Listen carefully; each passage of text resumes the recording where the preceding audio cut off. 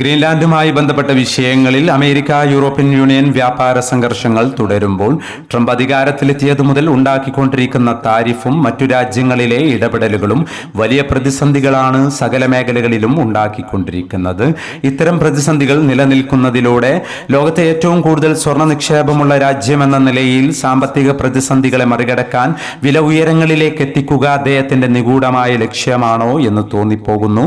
കൂടാതെ സാമ്പത്തിക സ്രോതസ്സുകളായ സ്വർണവും പെട്രോളിയവും ഉള്ള രാജ്യങ്ങളെ ലക്ഷ്യം വെക്കുകയും ചെയ്യുമ്പോൾ വെനിസ്വേല ഇന്ന് ആ നീക്കങ്ങൾക്ക് ഇരയായ ഒരു രാജ്യമായി മാറി. വെനിസ്വേലയിൽ ഇനി എണ്ണ ഉൽപാദനം വർദ്ധിപ്പിക്കുമെന്നും ക്രൂഡ് ഓയിൽ വില കുറയുമെന്നും റിപ്പോർട്ട് ചെയ്യപ്പെട്ടിരുന്നു. ഏതായിരുന്നാലും റഷ്യ, ചൈന, യൂറോപ്യൻ യൂണിയൻ തുടങ്ങിയവയുടെ ഇടപെടലിൽ 2026 ഒരു മഹായുദ്ധത്തിന് സാക്ഷ്യം വഹിക്കേണ്ടി വരുമോ എന്ന ഭയമാണ് ഇപ്പോൾ നിലനിൽക്കുന്നത്. ഇന്നലെ 2 തവണയാണ് സ്വർണ്ണവില പ്രഖ്യാപനമുണ്ടായത്. രാവിലെ പവന് 1400 രൂപയും ഉച്ചയ്ക്ക് ശേഷം 400 രൂപയും അങ്ങനെ 1800 രൂപയുടെ ഉയർച്ചയാണ് ഇന്നലെയുണ്ടായത്.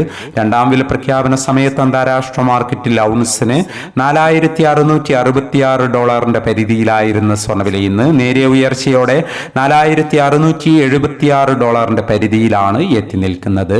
ഇനി ഈ ആഴ്ചയിൽ തന്നെ സ്വർണ്ണ വിപണി അല്പം ഇറങ്ങുമോ എന്ന ഭയം നിലനിൽക്കുന്നുണ്ട് എന്നുകൂടി സൂചിപ്പിക്കുകയാണ്. ലാഭമെടുപ്പിനുള്ള സാധ്യതയും നിലനിൽക്കുന്നു. ഇന്നലെ രാത്രി തങ്കവില ഗ്രാമിന് 14,350 രൂപയായിരുന്നു. വൈകി വരുന്ന ഇന്നത്തെ തങ്കവില 11 മണിയോടെ കമന്റ് ബോക്സിൽ പിൻ ചെയ്യുന്നതാണ്. എല്ലാ വ്യൂവേഴ്സിൽ നിന്നും ഒരു ലൈക്ക് പ്രതീക്ഷിച്ചുകൊണ്ട് ഇന്നത്തെ സ്വർണ്ണവില നോക്കാം. ഇന്ന് പവന് 760 രൂപ കൂടി. ഇന്ന് 20/1/2026 പവന് 1,80,000, ഗ്രാമിന് 13,500. ഈ വീഡിയോ നിങ്ങൾക്ക് ഉപകാരപ്രദമെങ്കിൽ വീഡിയോക്ക് താഴെ ലൈക്ക് ചെയ്യാൻ മറക്കരുത്. Thank you for watching.